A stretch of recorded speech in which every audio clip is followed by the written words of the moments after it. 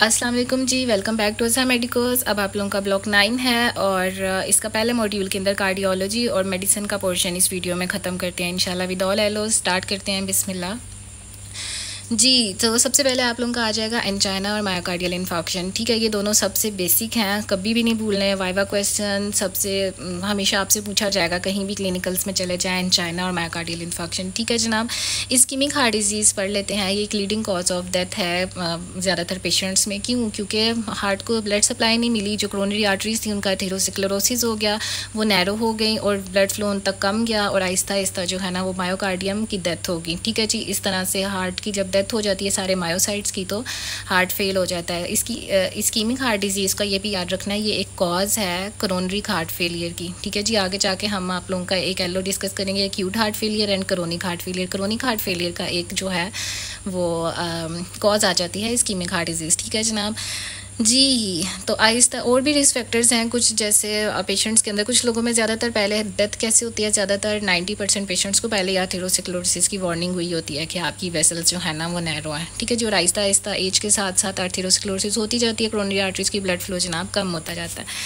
ठीक है जी, सबसे पहले आपका आ गया जी एंजाइना। अब इस लफ्ज़ से क्या मुराद है, व्हाट इज़ एंजाइना? एंजाइना और मायोकार्डियल इन्फॉक्शन में डिफरेंशिएट आप लोगों ने खुद करना। अगर आ जाए पेशेंट के एक्यूट उसको चेस्ट पेन है 20 मिनट से कम, लेफ्ट आर्म में भी जा रही है, एक्यूट चेस्ट पेन है क्योंकि reduce blood flow to the myocardium, अब ब्लड फ्लो कम जा रहा है उस वजह से चेस्ट पेन पेशेंट है, उसको दर्द हो रही है यहाँ सीने में या एपिगैस्ट्रिक रीजन में लेफ़्ट साइड पे, तो और रेडिएट भी कर रही है लेफ्ट आर्म में, तो आप लोगों को कैसे पता चलेगा कि एंजाइना है, मायोकार्डियल इन्फॉक्शन। एंजाइना इस तरह से कि ये रिवर्सिबल इंजरी है, इसको आप ठीक कर सकते हैं, इसमें कोई नेक्रोसिस वगैरह नहीं होनी है। इसको मायोसाइट्स को आप दोबारा ब्लड फ्लो ठीक करोगे, वो दोबारा ठीक हो जाएंगे। ठीक है जी, मतलब इतनी ज़्यादा रिवर्सिबल है। ठीक है जी, चेस्ट पेन इसमें आप रेस्ट करो, नाइट्रोग्लिसरीन लो, तो साथ ही ज़ुबान के नीचे गोली रखो, वो ठीक हो जाएगा। This is angina. Myocardial infarction में एक परमानेंट डैमेज हो जाता है हार्ट मसल्स को। ठीक है जी, क्योंकि प्रोलॉन्ग्ड इस्कीमिया की वजह से जब परमानेंट डैमेज हो जाए तो नेक्रोसिस हो जाता है, फिर जनाब आपके हार्ट मसल्स मायोकार्डियम वापस नहीं आएंगे। ठीक है जी,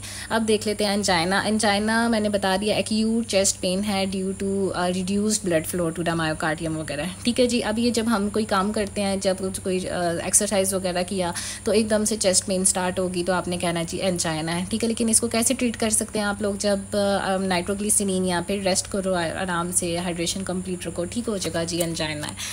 ठीक है जनाब, सबसे पहले आ गया इसकी टाइप्स भी आ जाती है एंजाइना की, what is stable angina, unstable angina and तीसरी है पेरिस्मेटल एंजाइना। देख लेते हैं। स्टेबल एंजाइना में क्या है कि जब आप कोई इमोशनल स्ट्रेस होता है या फिर कोई एक्सरसाइज करते हैं तो चेस्ट पेन एकदम से, क्योंकि ब्लड फ्लो इतना नहीं जा रहा होता यहाँ पे मायोकार्डियम को। ठीक है जी, तो स्टेबल एंजाइना को हम इजीली रिवर्स कर लेते हैं, लेट जाओ नाइट्रोग्लिसरीन ले लो। ठीक है जी, क्यों होता है? क्योंकि जो हमारी क्रोनरी आर्टरीज है ना वो उनका एथेरोस्क्लेरोसिस हो जाता है, वो ऐसे नैरो हो जाती हैं, थोड़ा ब्लड गुजरता है, इसलिए जी काम कर रहे हैं तो जब हम काम एक्सरसाइज वगैरह करते हैं ज़्यादा ब्लड फ्लो चाहिए होता है, लेकिन जब एथेरोस्क्लेरोसिस हुआ हुआ क्रोनरी आर्टरी का ब्लड फ्लो हार्ट को इतना जा ही नहीं रहा जितना उसने पंप करना है, तो इस तरीके से जो है वो स्टेबल एंजाइना है। ठीक है जी, स्टेबल एंजाइना की कॉज कभी इसमें कोई, आप देखो स्टेबल एंजाइना कोई थ्रोम्बस नहीं बना, कुछ नहीं, बस एथेरोस्क्लेरोसिस होगी, इसकी कॉज नहीं भूलनी है। ठीक है जी, आगे अनस्टेबल की भी अलग से कॉज है।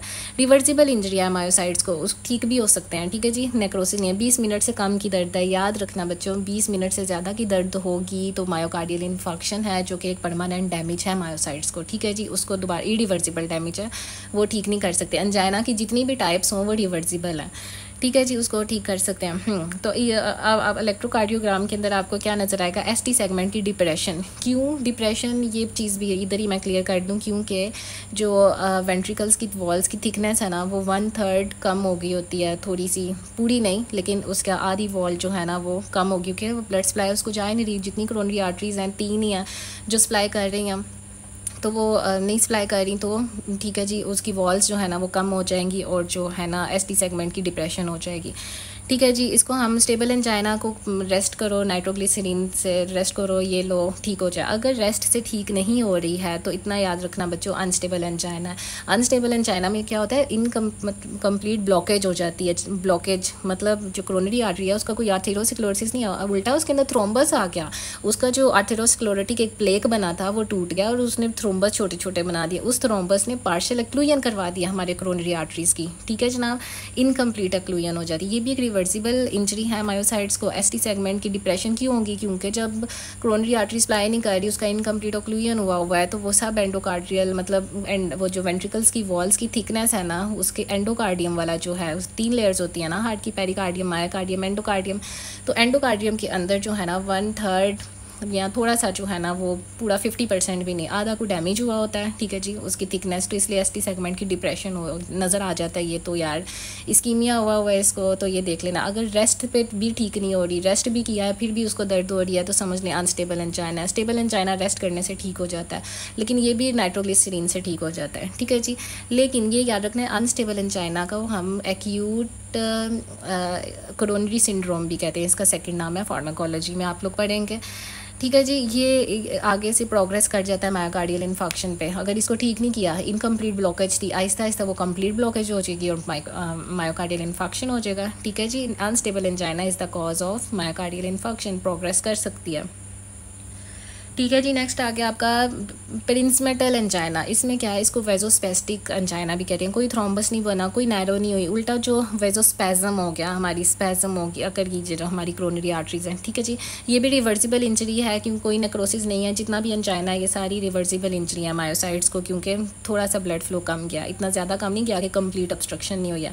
स्टेबल एंजाइना में पढ़ा आप लोगों ने एथेरोस्क्लेरोसिस की वजह से अनस्टेबल एंजाइना में थ्रोम्बस बन गया जी, प्लेग जो था वो टूट गया और जो उसने कंप्लीट ब्लॉकेज करवा दिया। अगर वेजोस्पेजम हो गया तो आपने कहना ये तो प्रिंसमेटल एंजाइना, इसको वेजोस्पास्टिक एंजाइना भी कहते हैं। एसटी सेगमेंट की एलिवेशन कर लें, दूसरों में डिप्रेशन थी, इसमें आगे जाके मैं आप लोगों को क्लियर करती हूँ कि एलिवेशन क्यों होती है, ठीक है जी। क्योंकि ट्रांसम्यूरल इस्कीमिया, चलो यहाँ ही पढ़ लो। ट्रांसम्यूरल मतलब पूरी जो वेंट्रिकल की वॉल है, उसकी थिकनेस है, उसके सब के अंदर सारी की सारी डैमेज होगी, पूरी की पूरी जब डैमेज होगी तो एसटी सेगमेंट हमारा एलिवेट हो जाएगा। अगर थोड़ी सी डैमेज हुई है तो 1/3 उसकी थिकनेस वेंट्रिकल्स की वॉल्स की 1/3 है या 1/4 है, तो आप कहेंगे कि एसटी सेगमेंट की डिप्रेशन है। लेकिन अगर पूरी की पूरी वेंट्रिकल की वॉल चली गई, इस्कीमिया, ब्लड सप्लाई, उस कोरोनरी आर्टरी सप्लाई नहीं उसको कर रही, पूरा नेक्रोसिस हो गया, ट्रांसम्यूरल पूरा का पूरा थिकनेस उसकी अफेक्ट हो गई है, तो एसटी सेगमेंट की एलिवेशन हो जाएगी, ठीक है जी। इसको हम नाइट्रोग्लिसरीन देते हैं और कैल्शियम चैनल ब्लॉकर देते हैं, ठीक है जी। मोस्ट इंपॉर्टेंट यूनिवर्सिटी क्वेश्चन आ गया जी, मायोकार्डियल इन्फेक्शन। ये क्या है जी? कंप्लीट परमानेंट डैमेज है टू द मायोसाइट्स, ठीक है जी। कंप्लीट ऑब्स्ट्रक्शन हो जाती है कोरोनरी आर्टरीज की थ्रोम्बस की वजह से। ज़्यादातर आ गया है कि प्लेग का जो रप्चर हो जाता है और उसका पूरा थ्रोम्बस क्रिएट कर देता है। अगर थ्रोम्बस बना दे और वो इनकम्प्लीट कोरोनरी आर्टरी को कर देता है ब्लॉक, या कम्प्लीटली कोरोनरी आर्टरी को ब्लॉक कर देता है, ऑक्लूजन करवा देता है, ठीक है जी। और भी इसकी अगर एम्बोलाई आ जाए और यहाँ पे वेजोस्पेजम हो जाए, उसकी वजह से भी आगे मायोकार्डियल इन्फेक्शन हो जाता है, ठीक है जी। अगर 20 मिनट से ज़्यादा की दर्द है तो आप मायोकार्डियल इन्फेक्शन की तरफ जाएंगे, ठीक है जी। उसी तरह सिम्टम्स जो है ना वो रेस्ट से, नाइट्रोग्लिसरीन से ठीक नहीं होंगे, वहाँ एंजाइना में ठीक हो जाते हैं, इससे ठीक नहीं हो रहा है, आपने कहना है ये तो मायोकार्डियल इन्फेक्शन की तरफ जा रहा है, तो ये मेडिकल एमरजेंसी है। वो भी मेडिकल एमरजेंसी है बट वो ठीक हो जाती है, लेकिन ये तो परमानेंट डैमेज है। इसके बाद अगर आप ब्लड फ्लो बढ़ा दो, कोरोनरी आर्टरी को कर दो, लेकिन जो मायोसाइट्स की एक दफ़ा नेक्रोसिस होगी, एक दफ़ा डेथ होगी, तो वो ये इरिवर्सिबल इंजरी है, दोबारा ठीक नहीं होगी, ठीक है जी। अब जैसे देखो आर्टरी का ब्लॉकेज मायोकार्डियल इन्फेक्शन में हो जाता है ना, जैसे देखो आपका वेंट्रिकल्स है, उसके एंटीरियर सरफेस को कौन सप्लाई करता है? लेफ्ट वेंट्रिकल की आगे वाली सरफेस को लेफ्ट एंटीरियर कोरोनरी आर्टरी, ठीक है जी। अगर उसका ऑक्लूजन हो जाता है तो वेंट्रिकल, लेफ्ट वेंट्रिकल की तो अगली जो सरफेस है, अगला सेप्टम, एंटीरियर वॉल, वो तो ख़त्म होगी। ज़्यादातर 90% जो है ना वो 45% केसेस यही हैं। सेकंड मोस्ट कॉमन में क्या होता है? वेंट्रिकल, लेफ्ट वेंट्रिकल का पिछली वॉल को, पोस्टीरियर वॉल को कौन सप्लाई कर रहा होता है? राइट कोरोनरी आर्टरी, ठीक है जी। उसका ऑक्लूजन, ये सेकंड मोस्ट इंपॉर्टेंट कॉज है मायोकार्डियल इन्फेक्शन। अगर वो ऑक्लूड हो जाए तो पोस्टीरियर वॉल्स को सप्लाई नहीं करेगी, ठीक है जी।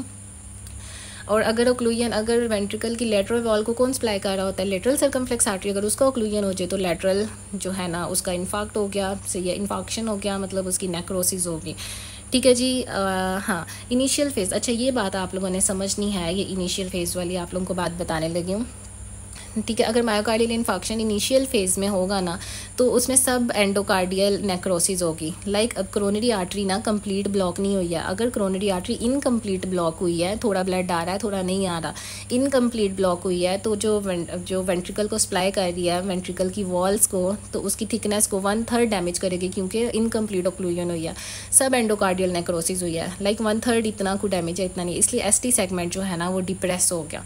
अगर पूरी की पूरी आर्टरी ब्लॉकेज हो गई है, ज़रा भी ब्लड नहीं आ रहा, पूरी ट्रांसम्यूरल नेक्रोसिस हो जाएगी, पूरी thickness of the ventricle wall affect हो जाएगी, पूरी की पूरी वेंट्रिकल की जो थिकनेस थी वहाँ पे ब्लड जा ही नहीं रहा, वो नेक्रोटिक हो गई है। ठीक है जी, इस तरह इस वजह से एसटी सेगमेंट की एलिवेशन हो जाती है।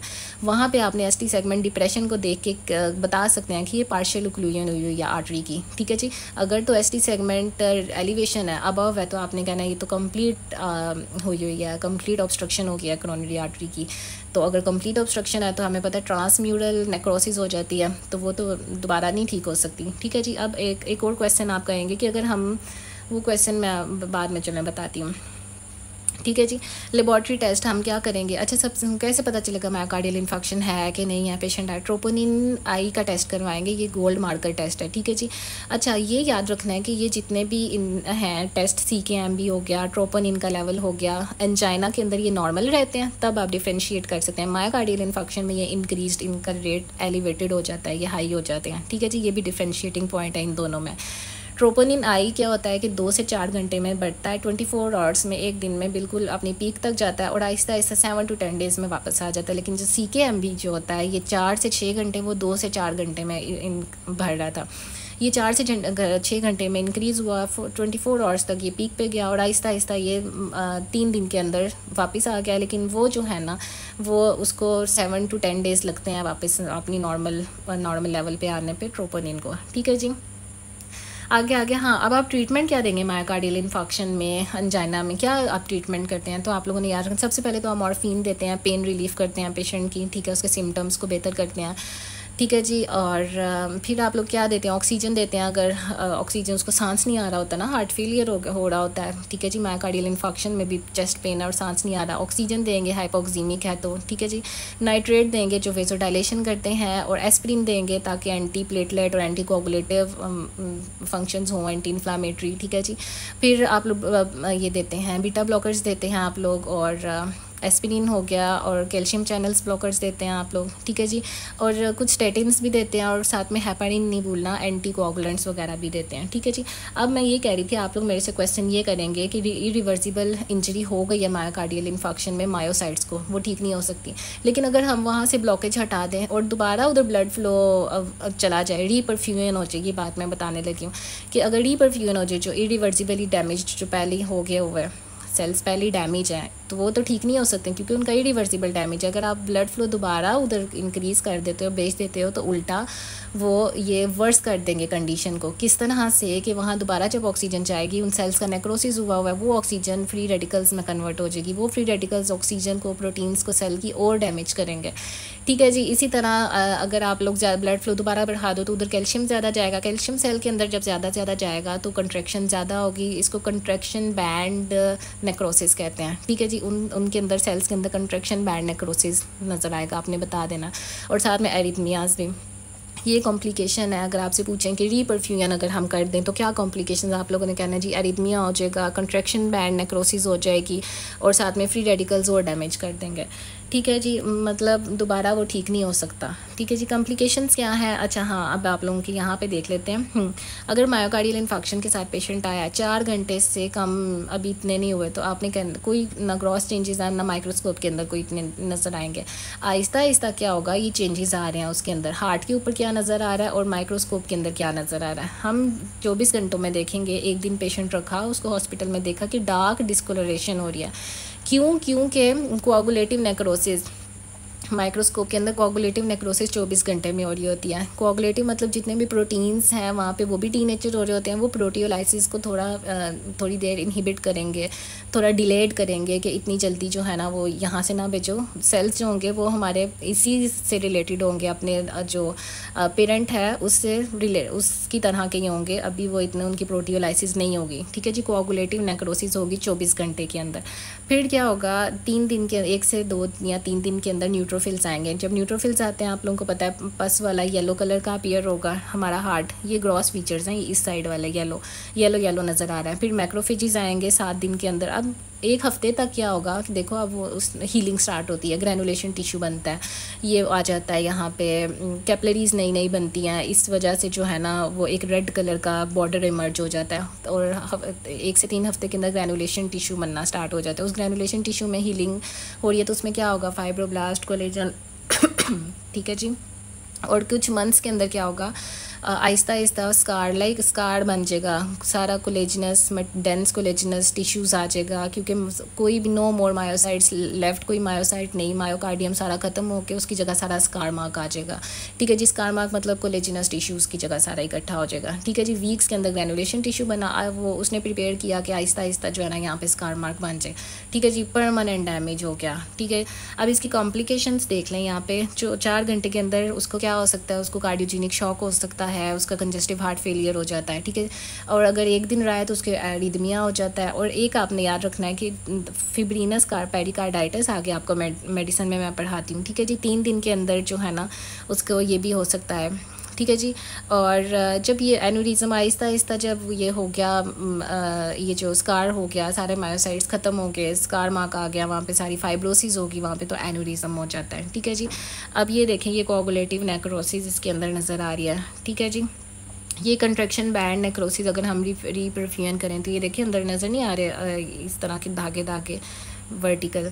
ठीक है जी, आगे न्यूट्रोफिल्स आगे येलो कलर का अपीयर हो गया, ये फिब्रिनस पेरिकार्डाइटिस है, 1 से 3 हफ्ते के अंदर हो जाएगा। ठीक है जी, हाँ अब आगे देख लेते हैं आप लोगों का।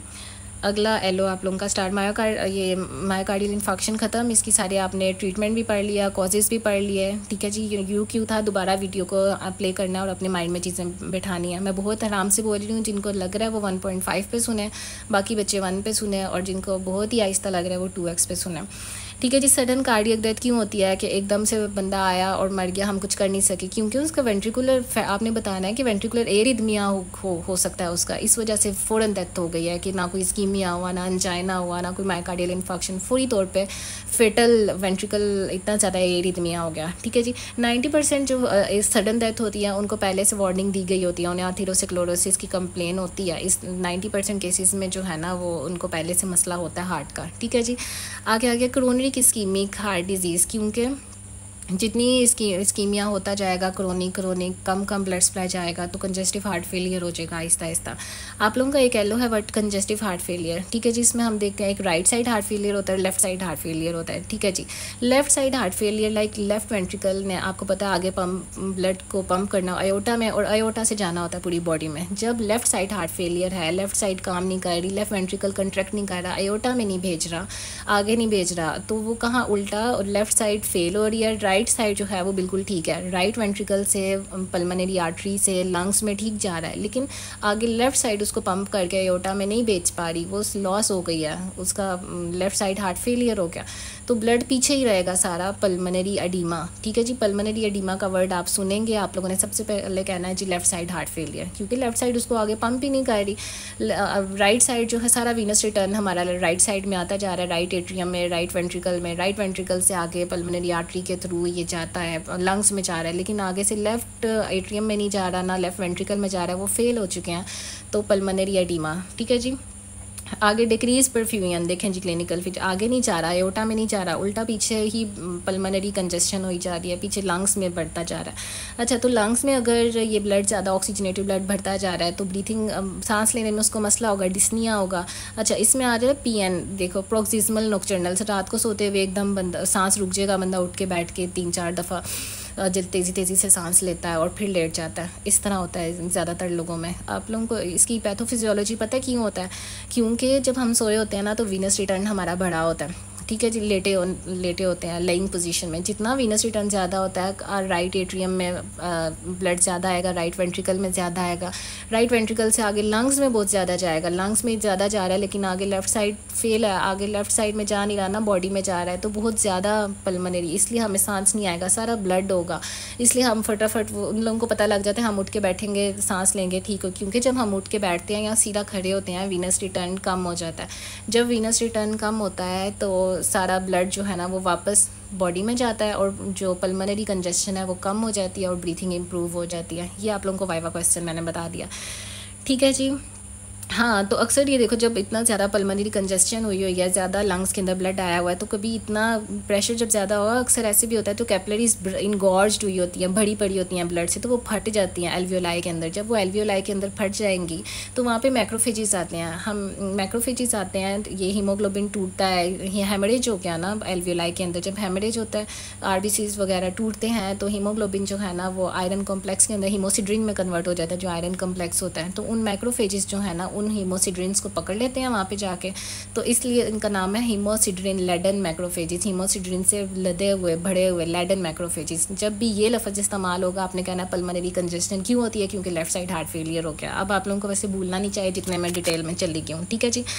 हीमोसिड्रिन लेडन मैक्रोफेजेस नज़र आएंगे। हाँ, अब देखो ना आगे ब्लड बॉडी में नहीं जा रहा है, लेफ्ट वेंट्रिकल कंट्रैक्ट करके आगे एयोटा में नहीं भेज रहा है, तो किडनी को ब्लड सप्लाई कम जाएगा। किडनी तो अपना रेनिन एंजियोटेंसिन सिस्टम काम स्टार्ट कर देगी, तो इसलिए इसमें हम वो और वर्सन कर देंगे इस कंडीशन को। इसलिए हम इसमें एस इनहिबिटर देते हैं ताकि वो एंजियोटेंसिन 1-2 में कन्वर्ट ना हो और ये सिस्टम एक्टिवेट ना हो रेनिन वाला, ठीक है जी। आगे आ गया कंजेस्टिव हार्ट फेलियर में आ गया राइट साइड हार्ट फेलियर, ठीक है जी। राइट साइड अब जब हार्ट की फेल हो रही है, राइट साइड पंप नहीं कर पा रही और लेफ़्ट साइड बिल्कुल ठीक है, ठीक है जी। अब इसमें आप लोग क्या करेंगे, देखें जी, राइट साइड आगे पंप नहीं कर रही और राइट साइड में पीछे से ब्लड आ ही जा रहा है, तो वो बैक फ्लो होगा। राइट साइड आगे से पंप पल्मोनरी में नहीं कर रही है, उल्टा वो पीछे अपने से पीछे भेजी जा रही है ब्लड। वो जहाँ जहाँ से ब्लड आया था वो वहाँ पे वापस भेजी जा रही है। जुगुलर वीनस पल्स जो वेन होती है वो ड्रेन हो रही होती है ना राइट एट्रियम में। राइट वेंट्रिकल पंप नहीं कर रहा, राइट एट्रियम पंप नहीं कर रहा, वो पीछे अपने से पीछे जाते जाए इन चीज़ों के। जुगुलर वीनस पल्स ज़्यादा हो जाएगी, वहाँ पे प्रेशर ज़्यादा हो जाएगा। 3 to 4 सेंटीमीटर नॉर्मल होता है जुगुलर वीनस पल्स प्रेशर, वो ज़्यादा हो जाएगा, ठीक है जी। उससे पीछे जो हिपैटिक वेन्स थी, स्प्लेनिक वेन्स से ब्लड जा रहा था, वो भी यहाँ पे उल्टा बैकवर्ड हो गया ना, हिपैटोस्प्लीनोमेगैली हो जाएगी। पूरी नीचे जो होता है ये क्या पेरिफेरल एडीमा हुआ होता है, ठीक है जी। राइट साइड इतना आप लोगों ने याद रखना है कि लेफ़्ट साइड हार्ट फेलियर में पल्मोनरी एडीमा होता है, लेकिन राइट साइड हार्ट फेलियर में जो है ना वो पेरिफेरल एडीमा होता है, ठीक है जी। जुगुलर वीनस डिस्टेंशन हो जाती है, हिपैटोस्प्लीनोमेगैली हो जाती है, नुटमैग लीवर होता है। नुटमैग लीवर मैं अभी आप लोगों को दिखाती हूँ कि क्यों होता है। और पिटिंग एडीमा, क्योंकि सारा का सारा ब्लड फ्लो नीचे जाता जा रहा है और ऑक्सीजनेटेड वो है ही नहीं है, कि वो लंग्स में तो आगे गया ही नहीं, राइट साइड ने तो पंप ही नहीं किया, तो पिटिंग एडीमा, उधर हाथ लगाएंगे छोड़ेंगे वहाँ पर निशान पड़ जाएगा, ठीक है जी। हिपैटोस्प्लीनोमेगैली ये नहीं भूलना। नुटमिग जो है ना वो liver, this is a nutmeg liver. इसमें क्या है कि देखें नॉर्मल भी आप लोगों को नज़र आ रहा है, इस तरह लीवर के अंदर सुराख नज़र आएंगे ब्राउन कलर के, और लीवर को ब्लड सप्लाई कम जा रही है, जो है ऑक्सीजनेटेड कम जा रही है, उसके रेडिश कलर भी कम है, और जो ब्राउन कलर्स नुटमिग आ गया। नुटमिग में याद रखना है आपने, अगर मैक्रोफेजेस हीमोसिड्रिन लेडन हो गए तो फिर आप लोगों ने क्या याद रखना है, ये लेफ़्ट साइड हार्ट फेलियर, ठीक है जी। कंजेनिटल डिफेक्ट्स आप लोगों का एक एलो है। ज़्यादातर एम्ब्रियोजेनेसिस जब बच्चा पैदा हो रहा होता है तो क्या होता है, उसके डिफेक्ट्स मतलब 1% लाइफ के अंदर, वैसे तो बच्चे की इंट्रा यूट्राइन लाइफ में ही डेथ हो जाती है, ठीक है जी। कैसे होती है नॉर्मल, वैसे तो ये हो रहा होता है कि शंटिंग, और जब बच्चा आप लोगों को पता है इंट्रा यूट्राइन लाइफ में होता है, पैदा नहीं हुआ होता, उसके लंग्स नॉन फंक्शनल होते हैं। जब वो पैदा होता है मदर की बॉडी से बाहर आता है तब उसके लंग्स फंक्शनल होते हैं। तो नॉर्मली उस टाइम क्या हो रहा होता है, जब बच्चा इंट्रा यूट्राइन लाइफ में होता है, जो ब्लड है वो हमारा अयोटा से सीधा पल्मोनरी आर्टरी से अयोटा में जा रहा होता है, ठीक है जी। अयोटा से पूरी बॉडी में जा रहा होता है, कोई लंग्स का अंदर काम ही नहीं होता, डायरेक्ट पल्मोनरी आर्टरी से अयोटा में गया, ठीक है जी। अब देखें, हाँ, अब वेंट्रिकुलर सेप्टल डिफेक्ट अगर सबसे पहले आ गया, अगर 2 वेंट्रिकल्स के दरमियान कोई सेप्टा रह गया है उसके अंदर, तो सारा लेफ़्ट टू राइट शंट जो नॉर्मल बिफोर बर्थ हो रहा था वो बाद में भी होता रहेगा, ठीक है जी। जितना लेफ़्ट साइड से आगे एओर्टा में जाना था, बॉडी में जाना था, उल्टा वो दोबारा राइट साइड पर राइट वेंट्रिकल में जाई जा रहा है, ठीक है जी। तो इस तरह से साइनोसिस हो जाएगा, क्योंकि बॉडी को तो वो कम ही मिलेगा। इसकी वजह से आहिस्ता आहिस्ता ईजन-मेंगर सिंड्रोम हो जाता है। ईजन-मेंगर सिंड्रोम क्या है जी, इनिशियली जो लेफ़्ट टू राइट शंट हो रहा था वो रिवर्स हो जाता है, राइट से लेफ़्ट होता चला जाता है, ठीक है जी। राइट वेंट्रिकल से वो लेफ़्ट वेंट्रिकल में डायरेक्ट चला जाता है, ठीक है जी। कोई पल्मोनरी सिस्टम को इन्वॉल्व नहीं करता, ठीक है जी। आगे देखें जी, आगे ट्रीटमेंट इन्वॉल्व सर्जिकल, ये जो सेप्टा है इसको हम क्लोज करेंगे बिल्कुल सर्जरी से, ठीक है जी। ये ज़्यादातर जो है ना most common congenital heart defect है, जो बच्चा पैदा होता है वेंट्रिकल का septal heart defect. Atrial septal, दो एट्रिया आप सेपरेट नहीं हुए, ठीक है, उनके दरमियान ओपनिंग रह गई। क्यों? आप लोगों ने नॉर्मल एम्ब्रियो में फर्स्ट ईयर में पढ़ा होगा, और वो होता है प्राइमम, कंडम होता है और प्राइमम होता है, ऑस्टियम प्राइमम, ऑस्टियम से कंडम एक सुराख होता है, आहिस्ता आहिस्ता वो बंद हो जाते हैं। लेकिन अगर वो परजिस्ट करें तो दो आर्टरिया बंद नहीं हो पाते, दो आर्टरिया आपस में कनेक्शन में रहते हैं, ठीक है जी। ये ज़्यादातर डाउन सिंड्रोम के साथ एसोसिएटेड है, ठीक है जी। इसमें भी वही होगा, लेफ़्ट से राइट, दोबारा लेफ़्ट साइड से बजाय अयोटा में बॉडी में जाए, वो दोबारा राइट साइड में आता जाएगा, लेफ़्ट टू राइट शंट होता जाएगा और ये स्प्लिट कर देगा। ये MCQs आएगा या वाइवा में भी, S2 को स्प्लिट कर देगा। ऑस्कल्टेशन में हम देखेंगे जो S2 साउंड है वो स्प्लिट कर रही है। कैसे? अच्छा, नॉर्मल आप लोगों से वाइवा में ये भी अक्सर पूछ लेते हैं एग्जामिनर्स कि नॉर्मल स्प्लिटिंग S2 की क्यों हो रही होती है। S2 आप लोगों को पता है साउंड हार्ट की कब होती है, जब एओर्टिक और पल्मोनरी वॉल्व बंद होती है। इसके दो कंपोनेंट्स होते हैं, ठीक है जी। और फिजियोलॉजिकल में आप कहेंगे S2 स्प्लिट होती है, जी होती है। जैसे हम इंस्पायरेशन करते हैं, अपना सांस अंदर लेके जाते हैं, तो क्या होगा कि वीनस रिटर्न हमारा बढ़ता है, ब्लड ज़्यादा वीनस रिटर्न कह रही हूँ, सॉरी, ब्लड ज़्यादा आता है हमारा राइट एट्रियम के अंदर, राइट वेंट्रिकल के अंदर, वो ज़्यादा जल्दी करता है और फ्लो करता है, और ये जो वॉल्व है वो बाद में बंद होती है, ठीक है जी। ये नॉर्मल स्प्लिट हो रही होती है। लेकिन पैथोलॉजिकल के अंदर आपने कहना एट्रियल सेप्टल डिफेक्ट के अंदर के ब्लड जो है ना वो राइट हार्ट में बहुत ज़्यादा आया, ठीक है जी, वो गुजर गया, बाद में क्लोजर हुई है पल्मोनरी वॉल्व की, इसलिए हम इसको कहते हैं जब ज़्यादा आ जाता है ब्लड, S2 की स्प्लिटिंग हो जाती है, ठीक है जी। पेटेंट डक्टस आर्टरियोसिस आप लोगों ने पहले भी बहुत दफ़ा पढ़ा होगा, जब ये डक्टस आर्टरियोसिस बंद नहीं हो पाता, रूबेला की वजह से ये ज़्यादातर हुआ होता है कि पल्मोनरी आर्टरी और एओर्टा के अंदर कनेक्शन रहता है। दोबारा जैसे बच्चा पैदा होने से पहले पेटेंट डक्टस आर्टरियोसिस ही होता है ना, उसके अंदर वो डायरेक्ट जो है ना वो पल्मोनरी आर्टरी से एओर्टा में, एओर्टा से ब्लड लंग्स का कोई सिस्टम ही नहीं होता। लेकिन जब बच्चा पैदा हो जाए उसके बाद भी पेटेंट डक्टस आर्टरियोसिस, मतलब डक्टस आर्टरियोसिस परसिस्ट कर जाती है, और इसको फिर पेटेंट डक्टस आर्टरियोसिस कहते हैं। बच्चों के अंदर ना डक्टस आर्टरियोसिस था, सॉरी कम्प्लेक्स नहीं करना इसको, अगर वो परसिस्ट करे तो वो है पेटेंट डक्टस आर्टरियोसिस, ठीक है जी। वैसे उसको बंद हो जाना चाहिए, क्योंकि उसने जब बच्चा पैदा हुआ है तो लंग्स से गुजर के आना ना, फिर क्यों पल्मोनरी आर्टरी से डायरेक्ट इसमें एओर्टा में जाना।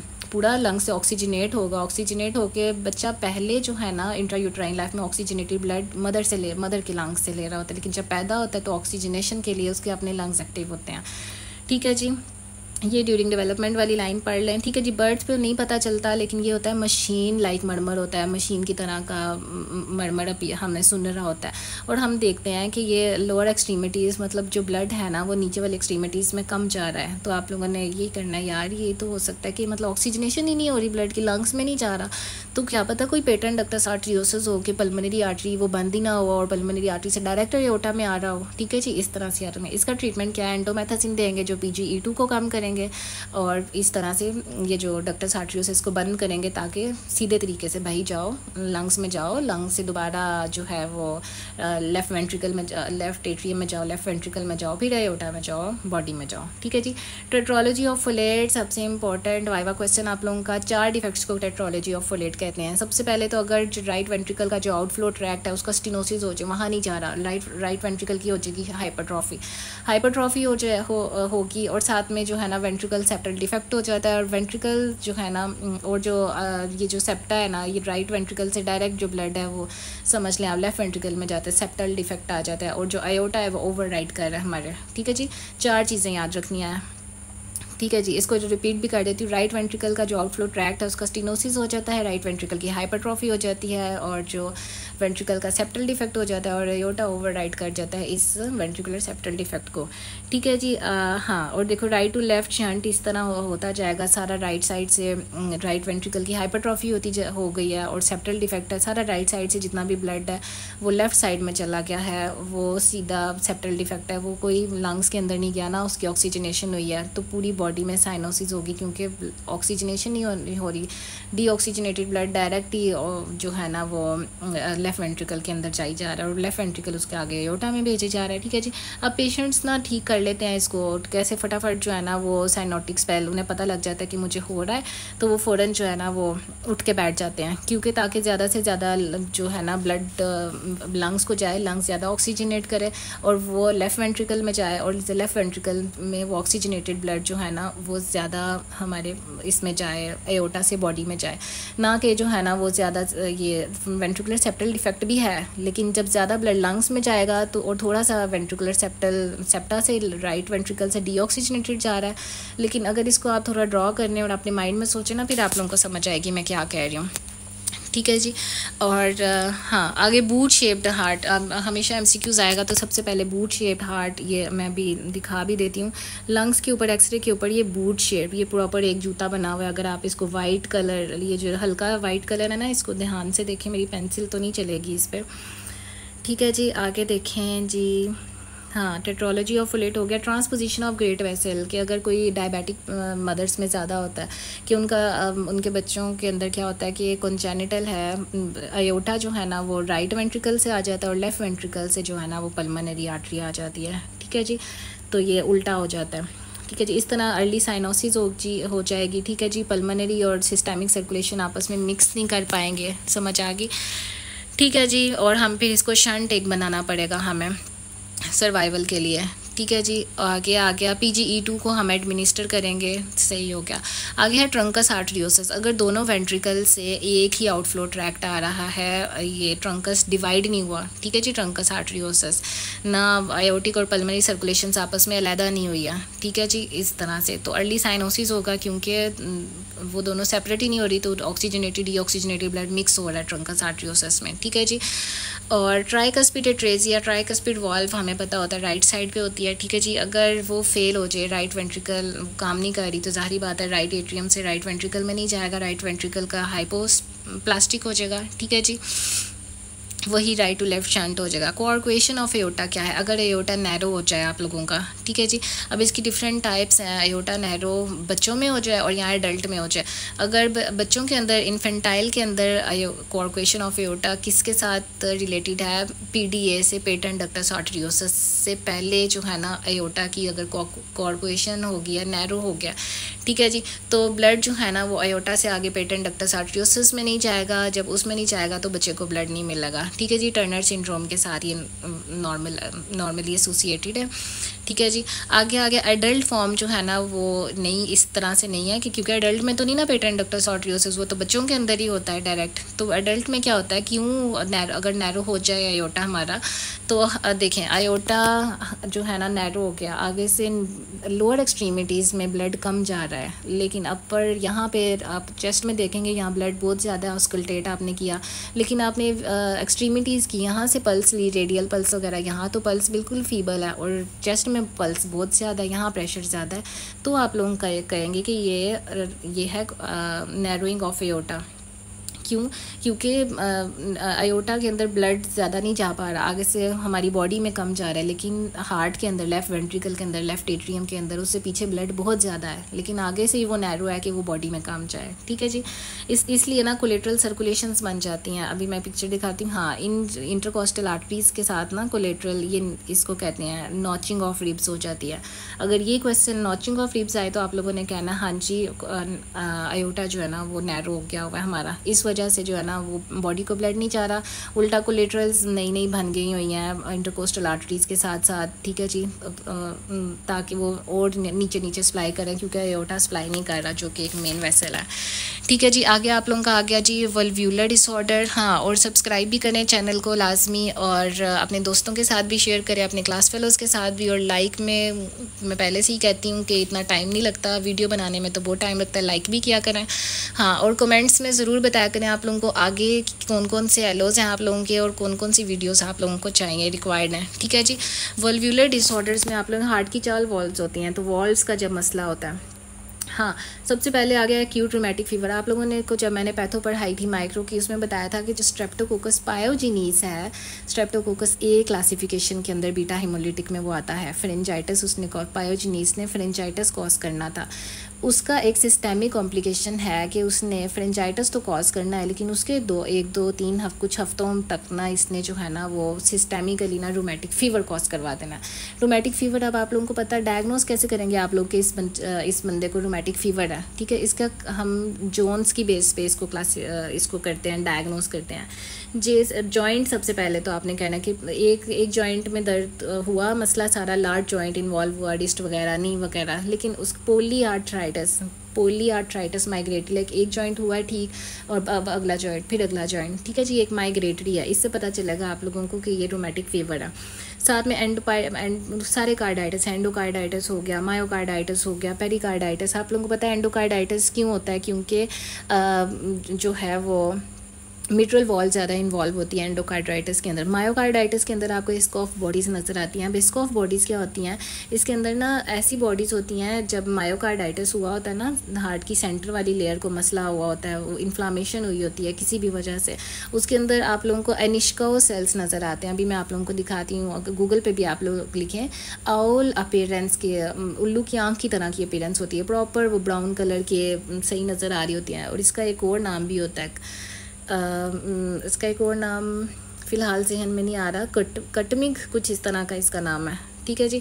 वो नज़र आते हैं आपको मायोकार्डाइटिस के अंदर, ठीक है जी। उसका वेवी सा होता है वो ओल आई अपीयरेंस की तरह का, ठीक है जी।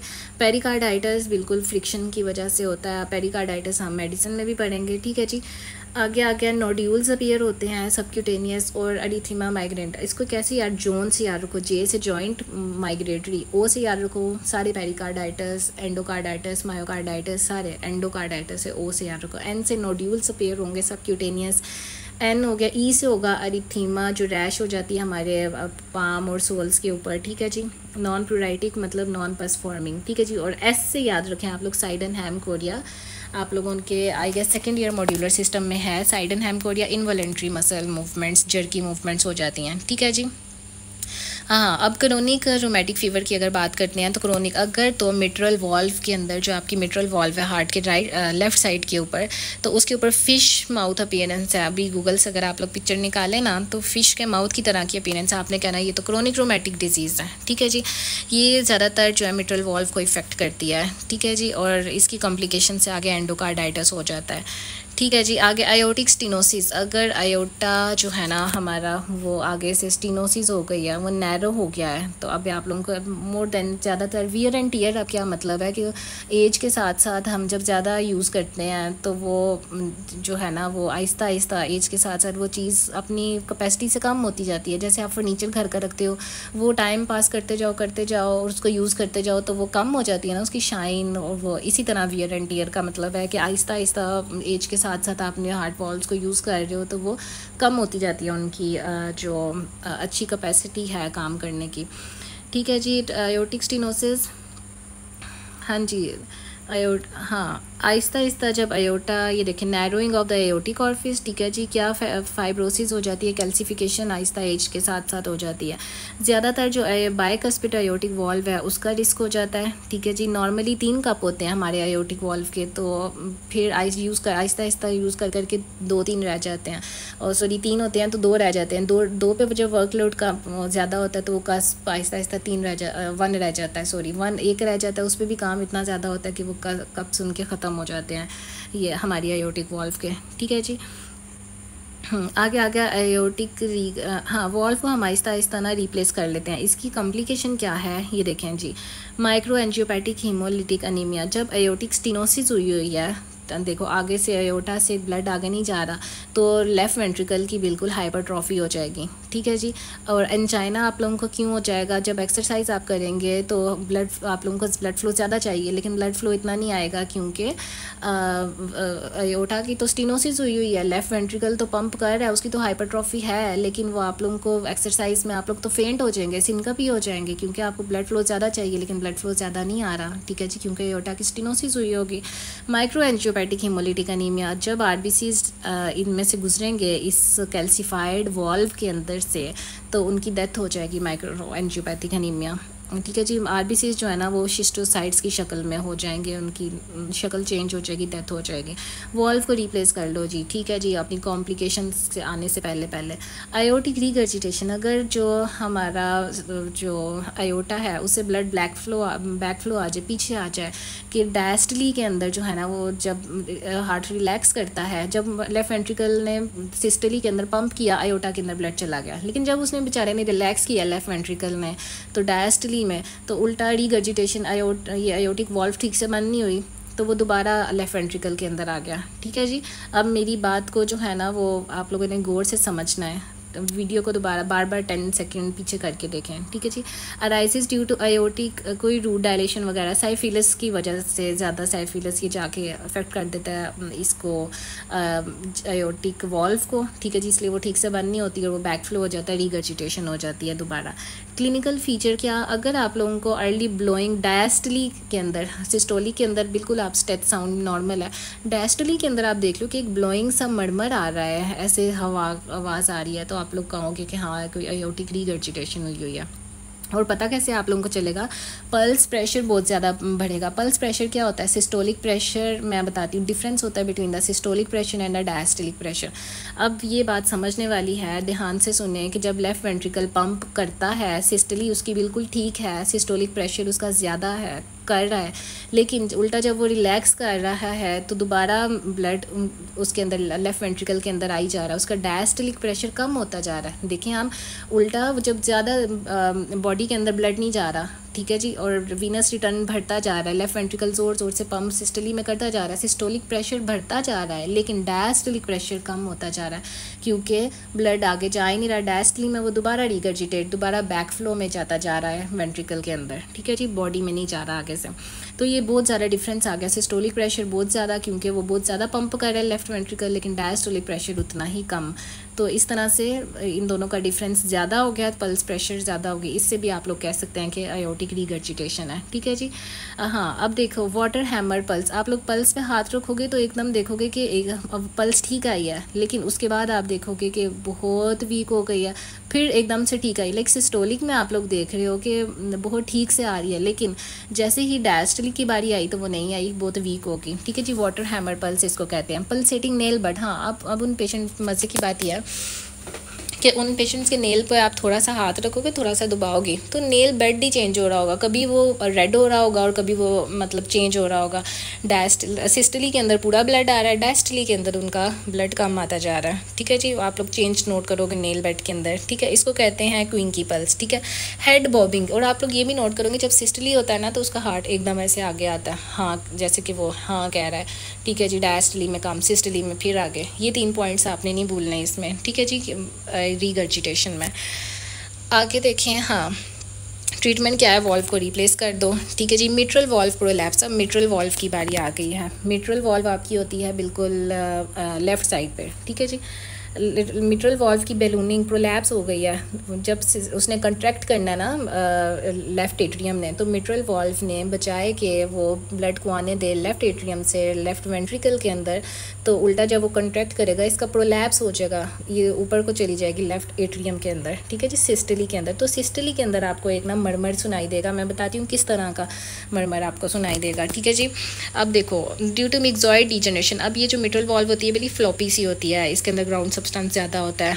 ठीक है जी, और डीजनरेशन इसकी आहिस्ता आहिस्ता ना मिक्सॉइड डीजनरेशन होती है, इसलिए क्या होता है कि ठीक से बंद नहीं हो पाती, उल्टा प्रोलैप्स कर जाती है, इसके अंदर ग्राउंड सब्सटेंस ज़्यादा आ जाता है। ठीक है जी, मॉर्फन सिंड्रोम के अंदर ये ज़्यादा होता है। ठीक है, अब मिड सिस्टोलिक क्लिक आप लोगों को देखो, मैं स्टेथ साउंड देख रही हूँ उसकी लुप डुब ठीक है चल रही है। अब मैं देख रही हूँ कि जब सिस्टली होती है ना कि उसके एक मिड में मुझे क्लिक की साउंड आ रही है, कि लाइक जब वो कंट्रैक्ट कर रहा है हमारा लेफ़्ट एट्रियम लेफ़्ट वेंट्रिकल में, जब ब्लड जाने लगा है तो वो मिट्रल वॉल्व प्रोलैप्स कर रही है, वो एक मरमर दे रही है एक नया सिस्टली के अंदर। ठीक है जी, ये नहीं बोला मिड सिस्टली क्लिक। अब भी इन चीज़ों को रीगर्जिटेशन के अंदर आपने एक वाटर हैमर पल्स पढ़ी थी। ठीक है जी, इसमें आपने और उसमें आपने डायस्टली के अंदर एक मरमर पढ़ा था, ब्लोइंग मरमर, लेकिन इधर आपने एक मिड सिस्टोलिक क्लिक पढ़नी है। ठीक है जी, क्लिक एंड मरमर, पहले क्लिक आएगा और बाद में मरमर आएगा, ठीक है जी। साथ ही इस तरह ना स्क्वेटिंग पोजीशन से ये ठीक होता है। जब आप बैठते हो या स्क्वेट्स करते हो ना, एक्सरसाइज करते हो, वो जो टांगों पे ऐसे बैठना होता है विदाउट चेयर, अगर आप बैठो अपने आप को बैठने की कोशिश करो तो वो पोजीशन को स्क्वेट कहते हैं, ठीक है जी। स्क्वेट करते हैं तो हमारी से रेजिस्टेंस बढ़ जाती है, ठीक है जी। और वो जब रेजिस्टेंस बढ़ जाती है तो लेफ़्ट वेंट्रिकल की एम्पटिंग भी कम हो जाती है। तो सॉफ्टर अगर आप देख रहे हो कि वैसे तो एक मिड क्लिक आया बाद में मरमर आया, तो हाँ ये तो एओर्टिक जो है मिट्रल वॉल्व की प्रोलैप्स हुआ है। लेकिन अगर उसके आपने टेस्ट करवाना, उसको है ना ज़रा स्क्वेंट पोजीशन में बैठ के दिखाएं, तब आप उसका स्टेट से रखोगे तो उसकी जो आवाज़ है ना वो मरमर की, वो सॉफ्टर हो जाएगी, आराम से हो जाएगी। क्यों? क्योंकि वहाँ जब बंदा इस तरह बैठता है रेजिस्टेंस ज़्यादा हुई होती है, लेफ़्ट वेंट्रिकल के अंदर ब्लड इतना ज़्यादा नहीं जाता। जब लेफ़्ट वेंट्रिकल से लेफ़्ट एट्रियम से लेफ़्ट वेंट्रिकल में इतना नहीं जा रहा तो उसका प्रोलैप्स भी इतना नहीं हो रहा, ठीक है। इस क्लिक की आवाज़ कम होगी, सॉफ्टर होगी, ठीक है जी। आगे इसका बिल्कुल ऑपोजिट ये चीज़ दोबारा सुने वीडियो 10 सेकंड पीछे करके, और इसका एक ऑपोजिट मैं आपको नेक्स्ट में बताऊंगी, ठीक है जी। वॉल्व रिप्लेसमेंट कर दो, हाँ मिट्रल रीगर्जिटेशन में इसका ऑपोजिट है जी। अगर मिट्रल वॉल्व रीगर्जिटेट कर जाती है, ठीक से मन नहीं हो पाती, तो लेफ़्ट वेंट्रिकल से दोबारा ब्लड लेफ़्ट एट्रियम के अंदर चला जाता है, ठीक है। अब यहाँ पे कौन सा आप लोगों को सुनाई देगा, आप लोग जब इस तरह स्क्वांट पोजीशन में बैठोगे ना, तो क्योंकि तब तो वेस्कुलर रेजिस्टेंस जो है ना वो ज़्यादा हो रही होती है और ब्लड प्रेशर कम आ रहा होता है लेफ़्ट वेंट्रिकल के अंदर, ठीक है जी। तब आप देखोगे ब्लोइंग मरमर, वहाँ पे आप सॉफ्टर मरमर्स की साउंड आ रही थी कि वो आराम से प्रोलैप्स हुआ, ठीक है जी।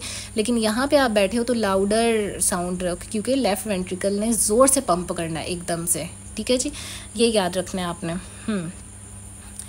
हाँ, अब ब्लोइंग मरमर ये दोनों का डिफ्रेंशिएट हो गया। हाँ, अब ये आप लोग खुद भी ज़रा पढ़ा करें, मैं तो ज़ुबानी पढ़ा रही होती हूँ तो मेरा इसलिए माइंड कहीं और सेटअप हुआ होता है, तो ये आप लोग खुद यहाँ से पढ़ेंगे, मेरी बात सुन के फिर आप लोगों को समझ आ जाएगी, ठीक है जी। यूजुअली जो है ना ये कॉम्प्लिकेशन है मिट्रल वॉल्व प्रोलैप्स, जब नहीं ठीक करोगे तो आहिस्ता मिट्रल वॉल्व की ना रीगर्जिटेशन हो जाएगी, ठीक है जी।